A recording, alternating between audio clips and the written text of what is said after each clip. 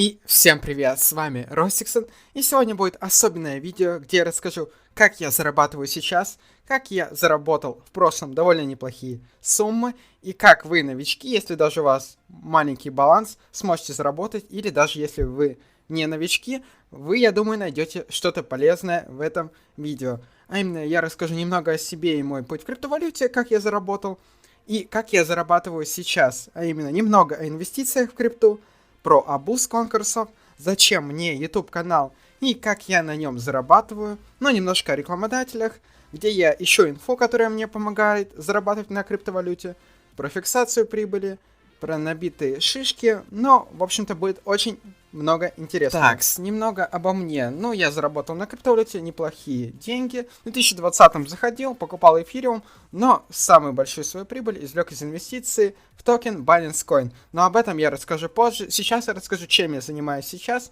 и как зарабатываю деньги. На инвестициях, но об этом тоже позже, потому что не у каждого есть капитал. А сейчас будет очень интересная тема. Применив советы, которые вы сейчас услышите, вы сможете зарабатывать, буквально тратив только свое время. Так, начнем с обуза конкурсов. Как вы знаете, в криптовалюте много денег, блогерам платят много за рекламу, я как блогер знаю. В общем, в крипте много денег, иногда они очень легко достаются из воздуха буквально. И поэтому компании часто проводят интересные конкурсы с большим призовым фондом. А довольно часто, ну поскольку вообще в криптовалюте не так уж много людей, в конкурсах участвует мало людей. И, соответственно, вы можете поучаствовать в конкурсе и выиграть какие-то большие суммы. Звучит все это как-то совсем просто, но это не совсем так. Я уже выигрывал более 20 раз в крупных конкурсах, иногда даже занимал 6 мест из 9 призовых, то есть я обузил, то есть я участвовал в конкурсе с нескольких аккаунтов. То есть вы должны не участвовать в каждом конкурсе, а вы должны трезво оценивать ваши шансы. То есть представим конкурс, призовой фонд $1000. Вроде и немного, и не мало, ну среднее. Я бы не сказал, даже ниже среднего. И вы видите то, что 200 участников. Ну, как-то слишком. Я бы в таком конкурсе не участвовал. Ну, во-первых, потому что призовой пул довольно мал, плюс участников 200. Конкуренция огромная. И тогда мы выбираем какой-нибудь конкурс, ну, скажем, конкурс мемов. А я вижу то, что 20 участников. И требуется только аккаунт в Твиттере. Я могу, получается, сделать 10 аккаунтов в Твиттере, там сделать себе подписчиков, это не проблема в наше время. И просто что я делаю? Делаю 10 мемов, выкладываю на каждый аккаунт, и потом, в теории, у меня шанс будет больше, чем если бы у меня был один аккаунт, но тут нужно постараться сделать красивые мемы. То есть, резюмируя про конкурсы, мы выбираем конкурс самый лучший, как мы считаем, где у нас есть шансы выиграть, и участвуем с одного аккаунта точно, а также задумываемся, как мы можем с нескольких аккаунтов поучаствовать. И это даже не жульничество, потому что, к примеру, может поучаствовать ваша сестра, папа, мама, семья, друзья. В общем-то, довольно интересная тема. Но тут сразу будет вопрос. Ростик, блин, я не умею делать мемы или еще что-то, не умею рисовать картины. Я вообще ничего не умею, я вообще дурак. Нет, это не так. Я думаю, у вас у всех есть друзья, знакомые. И вы можете, скажем, вот конкурс мемов. Я мемы делаю, но я знаю, кто сделает их лучше. Я просто пишу паре своих друзей, говорю, не хочешь сделать мем за 20 минут, и, возможно, мы что-то выиграем, и поделим приз как-то по процентам, это мы уже договариваемся индивидуально. То есть вы также можете применять эту практику, например, даже видео вы сможете делать для конкурсов, не озвучивая самому и не монтажа видео, в общем, примерно так. В общем, обузить конкурсы идеально, если у вас есть какие-то творческие таланты, и у вас много свободного времени, и на это не требуется самое главное вложение. И как я сказал, даже без творческих талантов можно выигрывать конкурсы. Честно сказать, я даже уже не помню, когда я последний раз сам участвовал в конкурсе, ну то есть делал все от начала до конца. Мне часто помогают мои друзья, и тут самое главное то, что все довольны. И они, потому что они получают какую-то часть от приза, если выиграют, и я. В общем-то, интересная тема, всем советую присмотреть. Возможно, у меня речь немного не связанная, но, в общем-то, как есть. Сейчас я расскажу о Ютубе, как я на нем зарабатываю, и как в теории вы сможете заработать, если будете что-то делать. Такс, ну про YouTube. Сейчас у меня более 197 видео, я сотрудничаю с многими биржами, в том числе Binance, Bybit, Huobi, Gate.io активно сотрудничаю, недавно начал сотрудничать с KuCoin, и сейчас веду переговоры с многими биржами. а именно с Gate.io я уже сделал более 95 видео, и за каждое видео мне, конечно же, заплатили. И сейчас я вам скажу, как заработать на YouTube. Ну, в общем-то, ответ простой. У вас должны быть просмотры, первое, и если у вас есть просмотры, то у вас будут заказывать рекламу. Желательно, конечно, не рекламировать скам, но это уже по вашему желанию. Это было такое вступление небольшое. А сейчас, ну, про YouTube. Я зарабатываю с него довольно неплохо. У меня сейчас работает более 8 человек. То есть это монтажеры, еще 5 ведущих, которые, в общем-то, помогают мне делать видео. И я успеваю делать довольно много видео. Например, за апрель я сделал более 68 видео, можете сами посчитать. И YouTube и конкурсы очень сильно перекликаются, потому что я часто вижу конкурс в криптовалюте. Как я уже говорил, в криптовалюте не так уж много людей, уже в конкурсе мало участников. А если этот конкурс еще и на видео, то нужно быть еще и блогером, поэтому еще меньше участников. И, соответственно, поначалу, если у вас YouTube нет ни видео, ни просмотров, вы там делаете какую-нибудь шапку, все такое, название, и потом сидите, ждете конкурса какого-нибудь на видеоролике. Увидели конкурс на видеоролике, даже если вы оцениваете свои шансы, ну то, что вы, скорее всего, не выиграете, стоит попытаться, и вы получите первое, это шанс выиграть в конкурсе, и второе, это видео на YouTube-канале, третье, также вы получите опыт участия в конкурсе и опыт создания видео. Я, например, даже сейчас, имея, скажем так, рекламные контракты с Gate.io и другими биржами, я участвую в интересных конкурсах, потому что действительно конкуренция маленькая, и шанс выиграть большой, да и просто интересно поучаствовать в конкурсе. В общем-то, резюмируем по YouTube. У вас должны быть просмотры. Если есть просмотры, то будет реклама. Лучше скам не рекламить, логично. Так, что еще бы сказал по YouTube? Действительно, здесь можно зарабатывать. Я свои цифры называть не буду, но скажу скромно, это более $1000, но на самом деле это даже гораздо побольше. Но, чтобы вы понимали, у меня канал 1800 подписчиков, средние просмотры на видосах 200-700 тысяч, ну редко. И то есть я уже зарабатываю на YouTube более $1000, и мне даже монетизация, по сути, не нужна от YouTube, ну потому что она приносит очень мало. То есть всем советую создавать свой YouTube-канал, потому что это, во-первых, известность. В общем, очень много плюсов. Особенно, если вы хотите заработать, вы действительно сможете делать только рекламу, если вы будете правильно их оформлять. Но, в общем-то, примерно такое мнение по YouTube. Если у вас есть свободное время, то вы сможете сделать свой YouTube-канал. Я даже вам советую сделать, делиться опытом. Главное, понимать ответственность, то, что, скажем, не рекламить скам. Хотя, вот примерно так. Что я имел в виду не рекламить скам? Ну, то есть не говорить людям, вот, отнеси сюда $1000, и через день у тебя будет $1 000 000. Нет, даже если вы что-то рекламируете, то все время стоит упоминать то, что криптовалюта — это огромные риски, и никто не знает, что будет с монетой, и все зависит от ее создателей и от рынка в целом. Ну, в общем-то, примерно так по YouTube. Кстати, по ссылочке в описании будет ссылка на мой телеграм-канал, где я часто делюсь своими мыслями по рынку, просто пересылаю какие-то интересные новости, ну, вообще там куча всего интересного. Также в комментариях вы сможете мне задать вопрос. Если у вас уже есть YouTube-канал, я, если смогу, то помогу вам, скажем так, передам контакты, с кем я контактирую по рекламе. Ну, в общем, и если что, кто хочет сделать совместное видео, я бы сделал на самом деле, если вы достанете человек. Так, ну, в общем-то, мы поняли то, что на YouTube можно заработать, если у вас есть просмотры. Если вы еще и не скамер, и у вас лояльная аудитория, то это еще лучше. В общем-то, поэтому никому не советую заниматься скамом, потому что если у вас действительно хорошие просмотры, то вы можете сотрудничать с крупными брендами, с крупными биржами. Например, мой пример, я сотрудничаю с биржей Gate.io, снял более 95 видео, там даже с Binance какое-то время сотрудничал, именно снимал для них видео про фьючерсы. Ну, в общем, очень много всего интересного про YouTube. И как находить рекламодателей. Ну, первое, это самое логичное. Если у вас есть просмотры, они сами вас найдут, они напишут на вашу почту. Мне часто пишут, но это в основном с камеры, поэтому не совсем подходит для таких, как я, у кого мало просмотров, или для тех, у кого их вообще не особо-то и много. Так, второй вариант, это просто написать на почту и сказать: здравствуйте, я такой-то, такой-то, и предлагаю вам такие-то услуги за такую-то цену. Если что, возможен торг, ну, к примеру. Также третий вариант, наверное, самый интересный, это участвовать в каких-то конкурсах.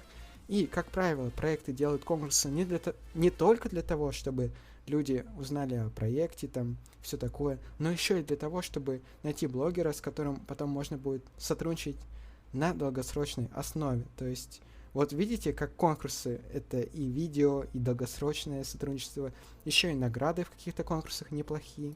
Ну, в общем, примерно так. О рекламодателях не беспокойтесь. Просто снимайте видео. 100 видео сняли, нет просмотров. Скажем так, изучайте. На ютубе есть много материала, как увеличить просмотры на своих видеороликах. Ну, это просто видео должно быть интересное, должен быть качественный звук, должно быть качественное превью. Ну и все в таком духе. В общем-то, это все стоит изучить. Ну и применять. Я довольно-таки много знаю, но не всегда применяю по разным причинам. Но стараюсь все-таки применять. И где искать информацию, чтобы заработать на криптовалюте? На самом деле информацию нужно очень тщательно фильтровать, потому что иногда мы не поймем, где реклама. В общем-то, нельзя никому доверять, это логично. И поэтому, где я ищу информацию? Я подписан, ну, наверное, более чем на 100 разных телеграм-каналов, разных людей. Там личности довольно интересные, и я каждый день смотрю, какие новые посты у кого. И то есть я слежу за людьми, которые мне чем-то меня привлекли, какими-то своими действиями, прибылями. Я слежу, что они делают, анализирую то, что они делают. И если мне это подходит к моему риск-менеджменту, то я это делаю. А теперь информация, где искать информацию по конкурсам. Подпишитесь на все биржи, вообще на все проекты, какие только можете. И просто вы сможете, так сказать, искать по тегу в Телеграме конкурс. Ну, то есть не тегу, а просто написать конкурс, и вам выдаст все результаты конкурсов, которые есть. Также вы можете сказать своим друзьям, например, друг, если вдруг увидишь какой-нибудь конкурс для блогеров, или просто конкурс какой-нибудь творческий, то отправляй мне, я обязательно поучаствую, и тебе будет бонус, если я выиграю. Ну, примерно так. Информация — это очень важно, поэтому подписывайтесь на супер крутых людей. Вначале там вы можете подписаться на самых известных, а потом вы уже поймете, если побудете в Телеграме, кто крут. В общем-то, ну, примерно так. Довольно смазанно, я говорю, но в целом неплохо. Так, теперь, в общем-то, я вернусь к началу. Это немного о себе и про мой путь. В общем-то, я уже сказал, что я сейчас делаю, но не сказал я только про инвестиции, то, что я как бы зарабатываю на абузе разных тем, и это не обязательно конкурс, это просто абуз чего-либо, что я понял, что можно проабузить, его абужу. С реклам, то, что мне прилетает часть, я покупаю на эти средства криптовалюту, которую я считаю нужной, и, в общем-то, ну, просто остальное трачу. Так, теперь про фиксацию прибыли. Честно сказать, мне вначале довольно повезло. Я пришел к криптовалюте, но не сказать, чтобы рано, но довольно-таки хорошее время. А именно в мае 2020 года, как обычно, совершил много ошибок. Вначале там купил не совсем крутую криптовалюту, но я послушал совет, был в прикольном чате, Binance, что ли, ну или, короче, в каком-то обычном чате, где много людей, сказал, а как вам вот эта криптовалюта? Мне по фактам сказали какую-то ее критику, я ее воспринял и сказал, а что бы тогда вы купили вместо этой криптовалюты?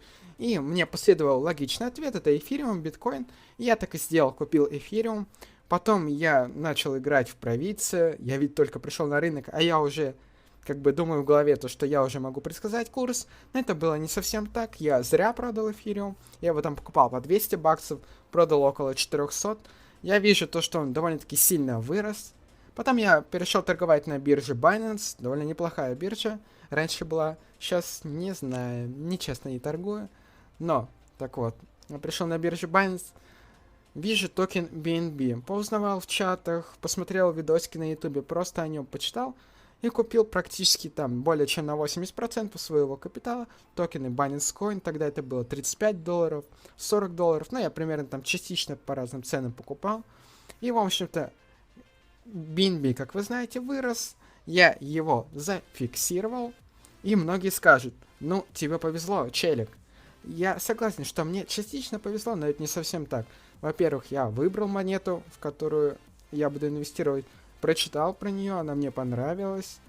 И четвертое, если у вас сейчас на бумаге огромная прибыль, это не значит то, что у вас есть эта прибыль. Нет, она бумажная. То есть в теории, если у вас бумажная прибыль, ну скажем, вы купили эфириум по $100, он сейчас 2700, у вас сейчас 27 иксов. А если эфириум упадет в 2 раза, то и ваша прибыль уменьшится.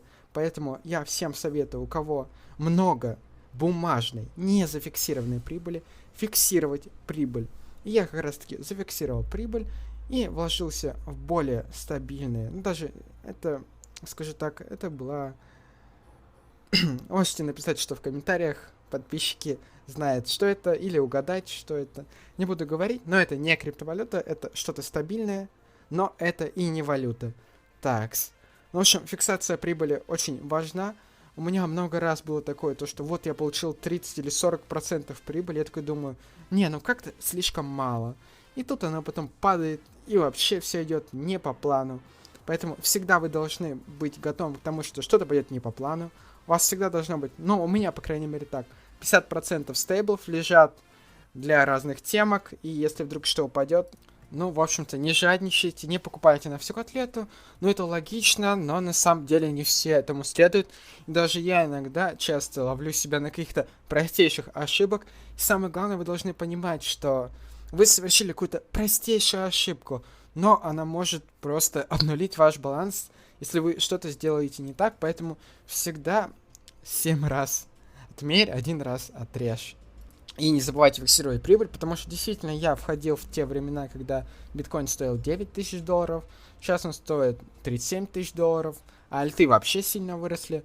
То есть представьте себе, если они в теории могут упасть, потому что если люди будут их продавать, то они могут упасть, это логично. Потому что, если вы помните, что в 2017 году тоже все довольно-таки сильно выросло, и потом падало довольно долго, ну и практически безоткатно. Так что, ну, нужно быть аккуратным с этим. И даже если вы уверены, ну, монета лучшая, прям, какая хорошая монета. А если биткоин сейчас упадет до 20 тысяч долларов, то и ваша монета с высокой долей вероятностью тоже очень сильно упадет. Поэтому всегда просчитывайте не на 1, не на 2 шага вперед, а подальше. Такс. Опять я смазанно говорю, но в целом... Так, теперь, в общем-то, я вернусь к началу. Это немного о себе и про мой путь.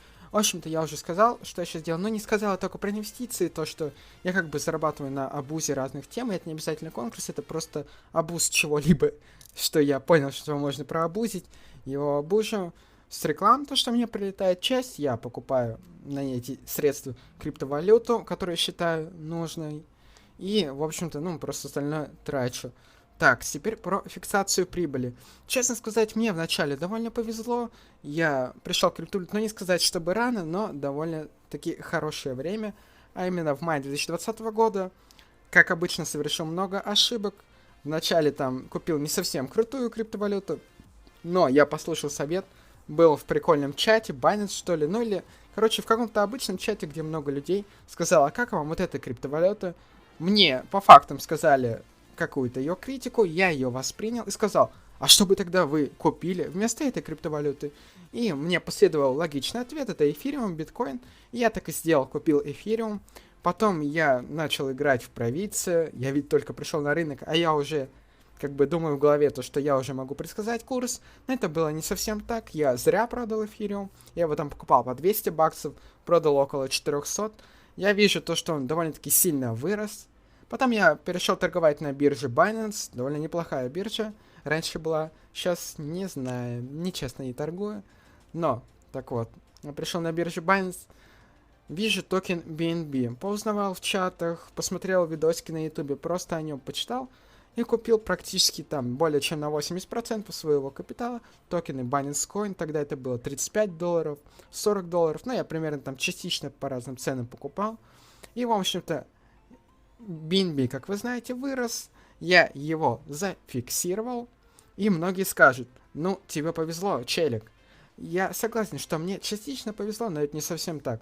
Во-первых, я выбрал монету, в которую я буду инвестировать, прочитал про нее, она мне понравилась. И четвертое, если у вас сейчас на бумаге огромная прибыль, это не значит то, что у вас есть эта прибыль, нет, она бумажная. То есть в теории, если у вас бумажная прибыль, ну скажем, вы купили эфириум по 100 долларов, он сейчас 2700, у вас сейчас 27 иксов. А если эфириум упадет в 2 раза, то и ваша прибыль уменьшится. Поэтому я всем советую, у кого много бумажной, не зафиксированной прибыли, фиксировать прибыль. И я как раз таки зафиксировал прибыль и вложился в более стабильные, ну даже это, скажу так, это была... Можете написать, что в комментариях подписчики знают, что это, или угадать, что это. Не буду говорить, но это не криптовалюта, это что-то стабильное, но это и не валюта. Такс. Ну, в общем, фиксация прибыли очень важна. у меня много раз было такое, то что вот я получил 30 или 40% прибыли, я такой думаю, не, ну как-то слишком мало. И тут она потом падает, и вообще все идет не по плану. Поэтому всегда вы должны быть готовы к тому, что что-то пойдет не по плану. У вас всегда должно быть, ну, у меня, по крайней мере, так, 50% стейблов лежат для разных темок, и если вдруг что упадет, ну, в общем-то, не жадничайте, не покупайте на всю котлету. Ну, это логично, но на самом деле не все этому следуют. И даже я иногда часто ловлю себя на каких-то простейших ошибок. И самое главное, вы должны понимать, что вы совершили какую-то простейшую ошибку, но она может просто обнулить ваш баланс, если вы что-то сделаете не так. Поэтому всегда 7 раз отмерь, 1 раз отрежь. И не забывайте фиксировать прибыль, потому что действительно я входил в те времена, когда биткоин стоил 9 тысяч долларов, сейчас он стоит 37 тысяч долларов, а альты вообще сильно выросли. То есть представьте себе, если они в теории могут упасть, потому что если люди будут их продавать, то они могут упасть, это логично. Потому что, если вы помните, что в 2017 году тоже все довольно-таки сильно выросло, и потом падало довольно долго, ну и практически безоткатно. Так что, ну, нужно быть аккуратным с этим. И даже если вы уверены, ну, монета лучшая, прям, какая хорошая монета. А если биткоин сейчас упадет до 20 тысяч долларов, то и ваша монета с высокой долей вероятностью тоже очень сильно упадет. Поэтому всегда просчитывайте не на 1, не на 2 шага вперед, а подальше. Такс. Опять я смазанно говорю, но в целом норм. Ну, если вы досмотрели до этого момента, и если вам понравилось, то вы можете поставить лайк, подписаться, ставить комментарий, это очень поможет мне в продвижении. Так, что я еще бы хотел сказать? Да, ну, помогите мне с просмотрами, там, подписки, поделитесь с друзьями. Теперь я сейчас скажу про набитые шишки, и, наверное, одни из самых больших моих ошибок в криптовалюте, которые я сейчас вспомнил. Также вы можете написать в комментариях, как вам такой формат длинных видео. Если вам понравится, то буду делать почаще. Так, вот 7-й подпункт, и, кстати, последний мой подпункт, набитые шишки, и что делаю сейчас. Так, что же я делаю сейчас? Это я уже сказал, что я делаю сейчас, это я обучу конкурсы, участвую, там, в общем, YouTube свой развиваю, например, сейчас у меня 8 видосов про KuCoin, про Biswap, много нужно делать, про Gate.io, ну, в общем, много всего. А теперь о набитых шишках. Ну, первое, это как я уже довольно часто я входил одной котлетой выходил, это не совсем правильно, как я считаю. И, наверное, одна из самых моих больших ошибок, но эта ошибка меня привела туда, где я есть. То есть вы должны понимать то, что ошибки это на самом деле нормально, но если вы совершаете одну и ту же ошибку несколько раз, вот это уже плохо, но это тоже нормально. Там кому-то доходит из 5-го раза. Главное, когда-то понять свою ошибку, не только ее понять, но и не совершать. Так сказать, долгое лирическое отступление. Так, наверное, одна из самых моих больших ошибок это то, что я, не знающий человек, зашел на фьючерсы с большой суммой, чисто поиграть. Ну как поиграть? Мне тогда казалось это торговлей, но на самом деле сейчас мы понимаем, то, что это была игра, и я просто исходил из такого предположения. Если сейчас мы чуть-чуть упали, а почему бы нам не расти? И это в корне неправильно. Плюс я еще и входил с плечом. Хорошо, что тогда я использовал малое плечо, но даже оно мне не помогло. Я, насколько я помню, я шортил Link, когда все росло, когда биток стоил 20 тысяч баксов. Я шортил Link, и меня ликвидировало. Потом я еще раз, и, в общем-то, максимальная моя ликвидация, это более 200 тысяч рублей, там, год назад. Это было довольно таким сильным ударом, ну, не то чтобы сильным, скорее отрезвительным ударом, и я понял, что я что-то делаю не так, и не стоит мне сюда соваться, если я чего-то не знаю. И вам советую во фьючерсы приходить, но только когда вы уже преисполнились на спотовой торговле и просто там царь и бог. А я думаю, немногие из вас такие, даже я не могу себя таким назвать. В общем-то, примерно так. В общем, фьючерсы, если будете использовать, то максимум плечо единица. Очень редко, когда вы прям супер-пупер уверены и не более чем на 3-5% от вашего банка. Ну и главное, не повторяйте свои ошибки, также находите ошибки индивидуально. Ну и вторая ошибка, это просто не торопиться. Я довольно часто торопился, и это действительно иногда лишало меня какой-то существенной прибыли. Так, ну, в общем-то, такой видосик. Также будет ссылочка в описании на регистрацию разных бирж. Если вы зарегистрируетесь, то у вас будет хорошая скидка на торговые комиссии, также там какие-то бонусы. В общем-то, ставьте лайки, подписки, что там еще нужно, делайте все, вы сами все знаете. Удачи, и если у вас будет какая-то критика или замечание, или еще какие-нибудь дополнения для новичков, то мне было бы интересно их услышать.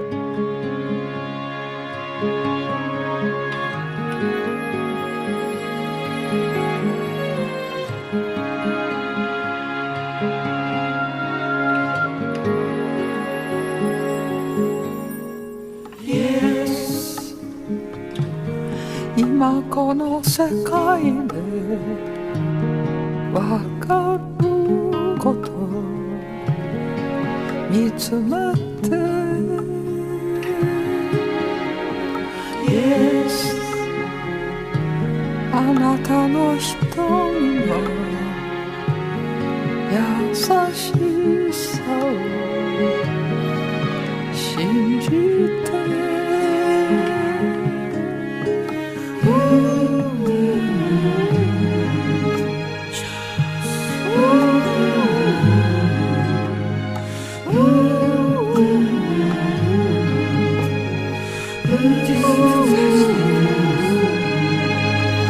Make it all to your land of harmony. Make it all to your land of purity. Make it all.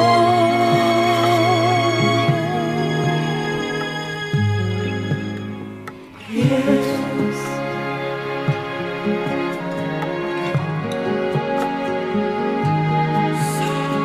Yes.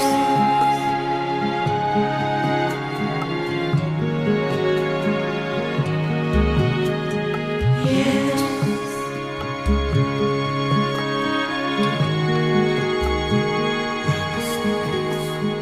Yes.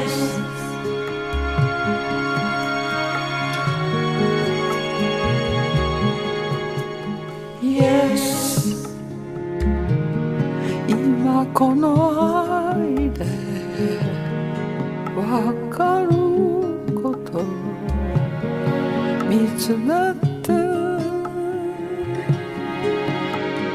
Yes あなたの心のぬくもりを信じて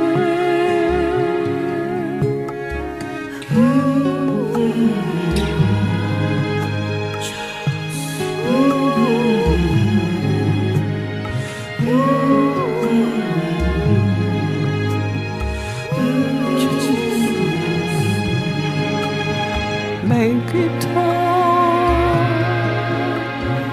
to your land of harmony. Make it all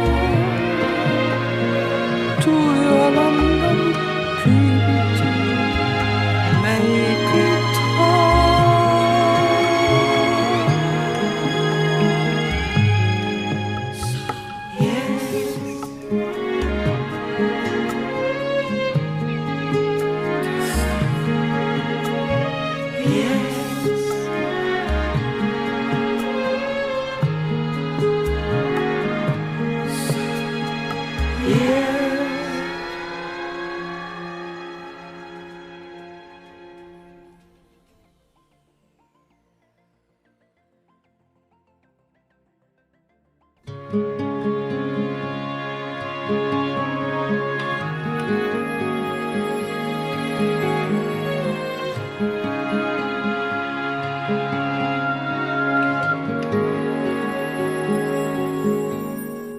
Yes.今この世界でわかること見つめて Yes あなたの瞳の優しさを信じて